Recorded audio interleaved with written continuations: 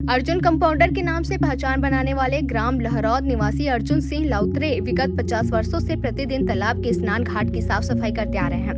यह उनकी दिनचर्या में शामिल है और इनके दिन की शुरुआत यही से होती है। अर्जुन सिंह की पहचान एक कंपाउंडर के रूप में थी, क्योंकि पूर्व में ये पिथौरा के सामुदायिक स्वास्थ्य केंद्र में ड्रेसर के पद से पदस्थ होने के बाद कंपाउंडर के पद पर पदोन्नत होकर लंबे समय तक पिथौरा में ही अपनी सेवाएं देने के बाद यहीं से सेवानिवृत्त हो गए हैं। लोग आज भी इन्हें अर्जुन कंपाउंडर के नाम से पुकारते हैं। महासमुंद से राजेंद्र सिन्हा की रिपोर्ट।